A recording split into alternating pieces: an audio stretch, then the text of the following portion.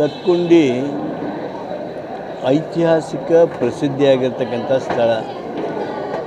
ಅಲ್ಲಿರ್ತಕ್ಕಂಥ ಇತಿಹಾಸ, ಸಂಸ್ಕೃತಿ, ಕಲೆ, ಅಲ್ಲಿರ್ತಕ್ಕಂಥ ದೇವಸ್ಥಾನ, ಗುಡಿ ಇತ್ಯಾದಿಗಳೆಲ್ಲನ್ನ ಗಮನಿಸಿ ಅಲ್ಲಿರ್ತಕ್ಕಂಥ ಸಾಂಸ್ಕೃತಿಕ ಸಂಪತ್ತೇನಿದೆ ಅದನ್ನು ಗಮನಕ್ಕೆ ತೆಗೆದುಕೊಂಡು ನಾವು ಉತ್ಖನನವನ್ನು ಪ್ರಾರಂಭ ಮಾಡಿದ್ದೇವೆ.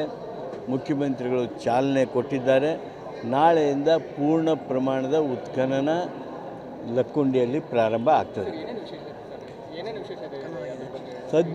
ತಜ್ಞರ ಮಾರ್ಗದರ್ಶನದೊಳಗೆ ಉತ್ಖನನ ಮಾಡ್ತೀವಿ.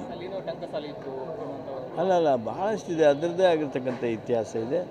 ಸಾಧ್ಯ ಆದರೆ ನಿಮಗೆ ನಾನು ಊಟಕ್ಕೆ ಕುಂತಾಗ ಆ ಪುಸ್ತಕವನ್ನು ಕೊಡಿಸ್ತೀನಿ.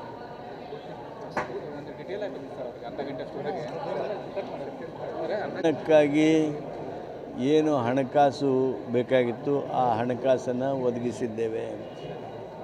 ಏನು ತಜ್ಞರ ನೇಮಣಿಕೆ ಮಾಡಬೇಕಾಗಿತ್ತು ತಜ್ಞರನ್ನು ನೇಮಣಿಕೆ ಮಾಡಿದ್ದೇವೆ. ನಮ್ಮ ಕಮಿಷನರ್, ಆರ್ಕಿಯಾಲಜಿ ಕಮಿಷನರ್ ಆಗಿರ್ತಕ್ಕಂಥ ಮಾನ್ಯ ದೇವರಾಜ್ ಅವರು ಅದರ ಸಂಪೂರ್ಣ ಮೇಲು ಉಸ್ತುವಾರಿ ಮಾಡ್ತಾಯಿದ್ದಾರೆ.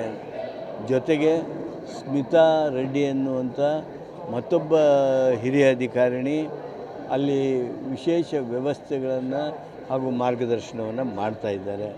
ನಾಳೆಯಿಂದ ಪೂರ್ಣ ಪ್ರಮಾಣದ ಉತ್ಖನನ ಪ್ರಾರಂಭ ಆಗ್ತದೆ. ಆ ಉತ್ಖನನಕ್ಕೆ ಬೇಕಾಗಿರ್ತಕ್ಕಂಥ ಜಾಗೆಯನ್ನು ಏನು ಪಡೆದುಕೊಳ್ಳೋದಕ್ಕೆ ನಿರ್ಣಯ ಮಾಡಬೇಕಾಯ್ತೋ ನಿರ್ಣಯ ಮಾಡಿದ್ವಿ.